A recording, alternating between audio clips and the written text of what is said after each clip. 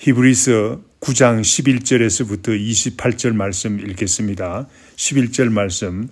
그리스도께서는 장래의 좋은 일의 대제사장으로 오사 손으로 짓지 아니한 것 곧 이 창조에 속하지 아니한 더 크고 온전한 장막으로 말미암아 염소와 송아지의 피로 하지 아니하고 오직 자기의 피로 영원한 속죄를 이루사 단번에 성소에 들어가셨느니라. 염소와 황소의 피와 및 암송아지의 죄를 부정한 자에게 뿌려 그 육체를 정결하게 하여 거룩하게 하게 하거든. 하물며 영원하신 성령으로 말미암아 흠없는 자기를 하나님께 드린 그리스도의 피가 어찌 너희 양심을 죽은 행실에서 깨끗하게 하고 살아계신 하나님을 섬기게 하지 못하겠느냐. 이로 말미암아 그는 새 언약의 중보자시니 이는 첫 언약 때에 범한 죄에서 속량하려고 죽어사 부르심을 입은 자로 하여금 영원한 기업의 약속을 얻게 하려 하심이라. 유언은 유언한 자가 죽어야 되나니 유언은 그 사람이 죽은 후에야 유효한즉 유언한 자가 살아있는 동안에는 효력이 없느니라. 이러므로 첫 언약도 피 없이 세운 것이 아니니 모세가 율법대로 모든 계명을 온 백성에게 말한 후에 송아지와 염소의 피 및 물과 붉은 양털과 우슬초를 취하여 그 두루마리와 온 백성에게 뿌리며 이르되 이는 하나님이 너희에게 명령하신 언약의 피라 하고 또한 이와 같이 피를 장막과 섬기는 일에 쓰는 모든 그릇에 뿌렸느니라. 율법을 따라 거의 모든 물건이 피로써 정결하게 되나니 피 흘림이 없은즉 사함이 없느니라. 그러므로 하늘에 있는 것들의 모형은 이런 것들로서 정결하게 할 필요가 있었으나 하늘에 있는 그것들은 이런 것들보다 더 좋은 제물로 할지니라. 그리스도께서는 참 것의 그림자인 손으로 만든 성소에 들어가지 아니하시고 바로 그 하늘에 들어가사 이제 우리를 위하여 하나님 앞에 나타나시고 대제사장이 해마다 다른 것의 피로써 성소에 들어가는 것 같이 자주 자기를 드리려고 하지 아니할지니 그리하면 그가 세상에 창조한 때부터 자주 고난을 받았어야 할 것이로되 이제 자기를 단번에 제물로 드려 죄를 없이 하시려고 세상 끝에 나타나셨느니라. 한 번 죽는 것은 사람에게 정해진 것이요 그 후에는 심판이 있으리니 28절 말씀 다 같이 읽겠습니다.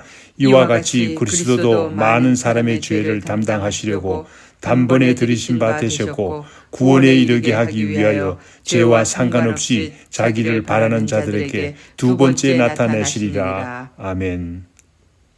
예수 그리스도는 멜기세덱의 반차를 따라 대제사장이 되신 분이라고 했습니다.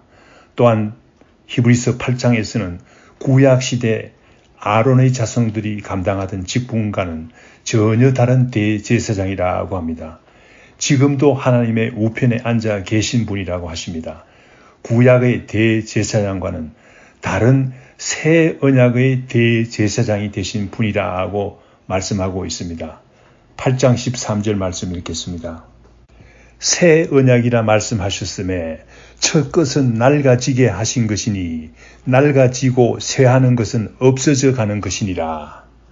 그렇습니다. 구약의 대제사장의 직분은 낡아지고 쇠하여 가고 없어지는 직분이라고 합니다.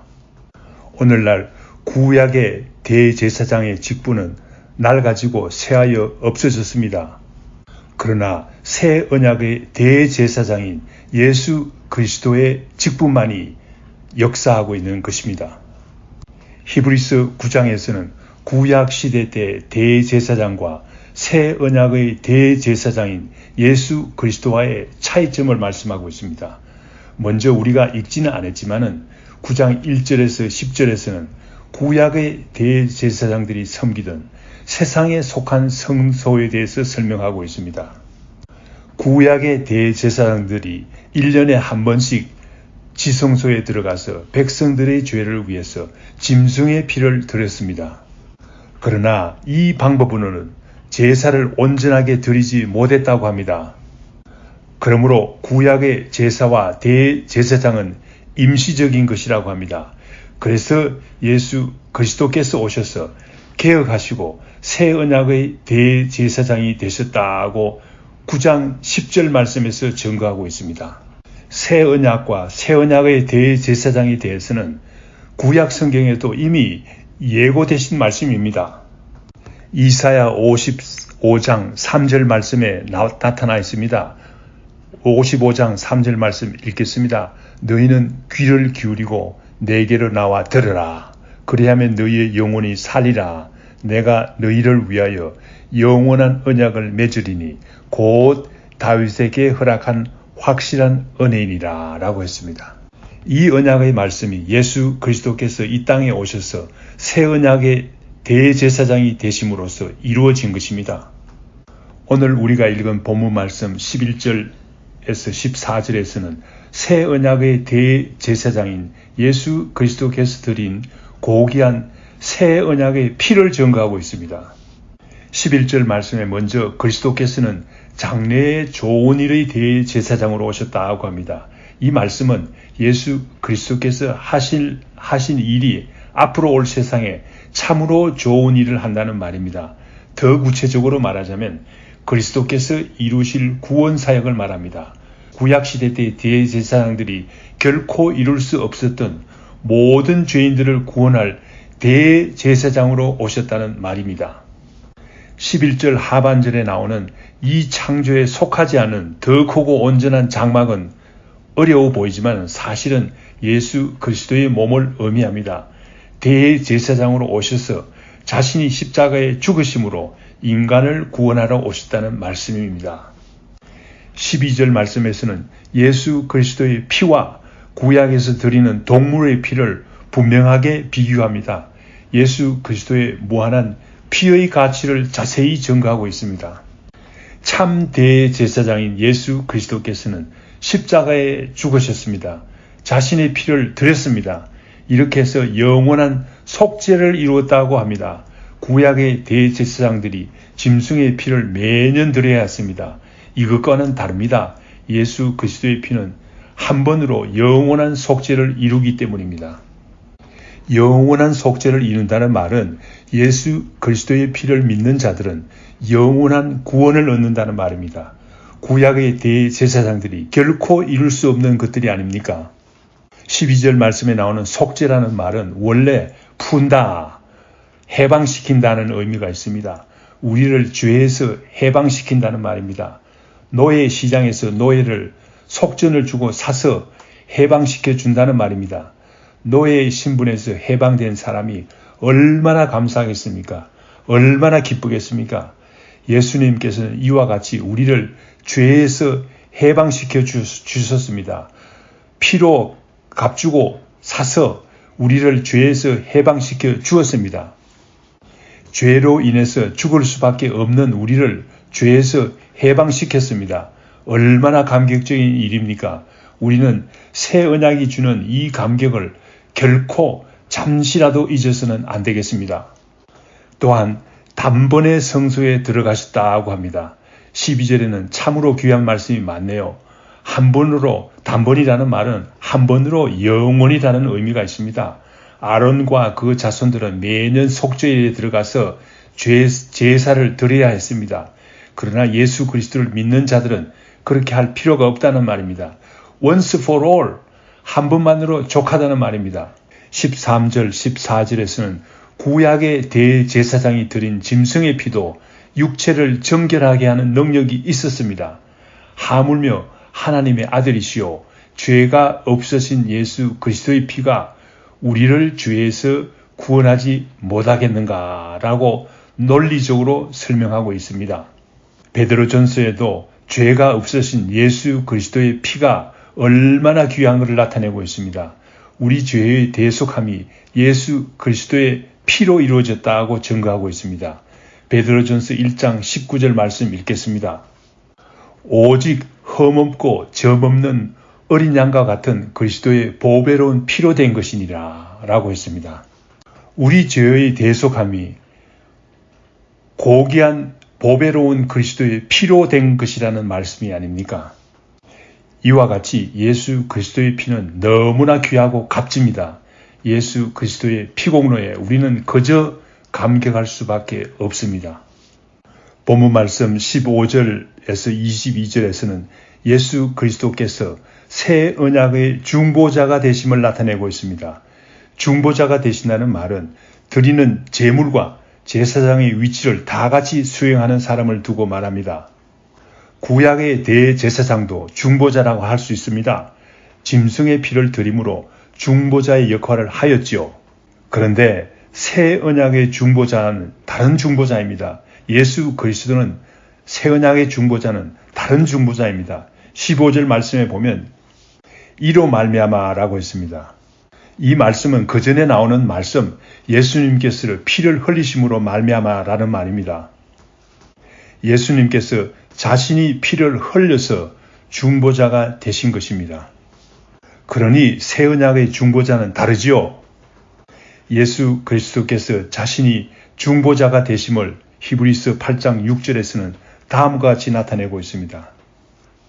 그러나 이제 그는 더 아름다운 직분을 얻으셨으니 그는 더 좋은 약속으로 세우신 더 좋은 언약의 중보자이시니라 라고 했습니다. 더 좋은 약속으로 세우신 더 좋은 언약의 중보자가 되셨다는 말은 새 언약으로 새 언약의 중보자가 되셨다는 말입니다. 구약에 나오는 언약의 중보자가 아니라는 말씀입니다. 다르다는 말씀입니다. 그런데 본문 말씀 16절 17절에서는 유언은 유언한 자가 죽어야 되나니 라고 했습니다. 귀한 말씀입니다. 유언은 유언한 사람이 살아있을 동안에는 효력이 나타나지 않습니다. 예수님께서 피를 흘려 죽으심으로 중보자가 되신 사실을 나타냅니다. 예수님께서 피를 흘리지 않으셨다면, 죽지 않으셨다면 중보자가 되신 일도 없었을 것입니다. 이 말씀에서 유언이라는 말은 언약으로도 번역할 수 있습니다. 다시 말하면 이 언약은 언약한 사람이 죽으심으로 말미암아 그의 뜻이 이루어지게 됨을 나타냅니다. 본문 말씀 18절 22절에는 구약시대의 제사도 언약이라고 할 수 있다고 합니다. 그러나 예수님께서 감당하신 새 언약과 새 언약의 중보자는 그 감격과 능력과 효과를 비교할 수 없는 것이라고 증거하고 있습니다. 본문 말씀 23절에서 28절에서는 하늘 성소에서 단 한 번으로 완성된 그리스도의 희생의 속죄를 증거합니다. 23절에 나오는 하늘에 있는 것들의 모형이라는 말은 이 땅에 있는 성소를 말합니다. 모형이지요. 무엇의 모형이라는 말입니까? 하늘 성소의 모형을 말합니다. 그러므로 하늘에 있는 것들은 하늘 성소를 말합니다. 이 땅의 성소도 짐승의 피로서 정결케 할 필요가 있었습니다. 그러나 하늘 성소는 더 귀한 제물이 필요하였습니다. 그래서 하나님의 아들이시오 죄가 전혀 없으신 그리스도의 피가 필요했던 것입니다. 그래서 그리스도께서는 24절 말씀과 같이 참 하늘 성소에 들어가셨다고 합니다. 자신을 들여서 하늘 성소에 들어가셨다는 말입니다. 그리스도께서 하늘 성소에 들어간 이유는 무엇입니까? 우리를 위해서 하나님 앞에 우리를 나타내시려고 우리 죄를 사하여 주시려고 하늘 성소에 들어가셨다는 말이 아닙니까? 25절 26절에서는 하늘 성소에 드린 예수 그리스도의 피는 단 한 번으로 충분했다고 합니다. 한편 아론과 그의 자손이 드린 짐승의 피는 매년 드려야 했습니다. 그러나 예수 그리스도는 한 번만 드립니다. 예수 그리스도의 피는 한 번만 드립니다. 이 땅의 성소에서 제사 드릴 때는 해마다 제사를 드려야 했습니다. 그리스도는 한 번만 드렸습니다. 더 이상 드리지 않았습니다. 한 번만 드려도 충분히 귀한 그리스도의 피를 드렸기 때문입니다. 그리스도의 피는 한 번만 드려도 모든 사람을 위해서 충분한 고귀한 가치를 가지신 분이시기 때문입니다. 그런 고귀한 값진 피가 나의 죄를 사하였다고 생각합시다. 얼마나 오늘 하루가 즐겁고 기쁘고 감격적이겠습니까? 본문 말씀 27절에서 28절에서는 그리스도의 피의 능력과 사람과의 어떤 관계가 있는지를 설명하고 있습니다. 아무리 그리스도의 피가 귀하더라도 자신과 관계가 없으면 무의미합니다. 그런데 히브리서 기자는 다음과 같이 증거합니다. 27절에 한 번 죽는 것은 사람에게 정해진 것이요 라는 말은 하나님께서 사람은 죽음을 피할 수 없게 만드셨다는 말입니다. 또한 사람은 죽은 후에 반드시 심판이 있다고 합니다. 그런데 인간은 죄로 인해서 하나님 앞에 서서 심판을 받을 때 죽을 수밖에 없는 존재라는 엄연한 사실입니다. 그런데 28절 말씀과 같이 그리스도께서 흘리신 피는 우리의 죄를 사하기에 충분한 고귀한 피라는 것입니다. 또한 그리스도는 우리 죄를 담당하시기 위해서 하나님과 우리 사이에 중보자가 되기 위해서 이 땅에 오셨다고 합니다. 그러나 지금은 하나님 우편에 앉아 계십니다. 이제 그리스도께서 두 번째 오십니다. 그때는 예수 그리스도를 바라는 모든 사람들, 바라는 이라는 말은 예수 그리스도를 믿는 모든 사람들을 의미합니다. 모든 믿는 사람들은 죄에서 구원함을 얻습니다. 죄와 상관이 없는 사람들이 됩니다. 그러나 그리스도를 믿지 않는 사람들은 어떻게 됩니까? 구원을 얻지 못한다는 말입니다. 이 엄연한 진리를 히브리서 기자는 오늘 본문 말씀을 통해서 증거하고 있습니다. 다 같이 기도하겠습니다. 하나님 아버지 감사합니다. 아들을 보내주셔서 우리를 죄에서 구원하시기 위해서 십자가에서 죽게 하셨습니다. 많은 피를 흘리시며 죽었습니다. 피 흘림이 없은즉 죄사함이 없느니라고 하셨습니다. 주님께서는 우리의 새 언약의 중보자가 되시기 위해서 이 땅에 오셨습니다. 이 말씀을 듣는 모든 사람들이 예수 그리스도의 피의 언약, 새 언약을 믿어서 구원함을 얻을 수 있도록 인도하여 주시옵기를 간절히 빌고 원하옵나이다. 또한 이 귀한 말씀을 다른 사람들에게 전하게 하옵소서. 예수님의 이름으로 기도합니다. 아멘. 하늘에 계신 우리 아버지여, 이름이 거룩히 여김을 받으시오며 나라에 임하옵시며 뜻이 하늘에서 이룬 것 같이 땅에서도 이루어지이다. 오늘날 우리에게 일용할 양식을 주옵시고 우리가 우리에게 죄 지은 자를 사하여 준 것 같이 우리 죄를 사하여 주옵시고 우리를 시험에 들게 하지 마옵시고 다만 악에서 구하옵소서. 대개 나라와 권세와 영광이 아버지께 영원히 싸움나이다. 아멘.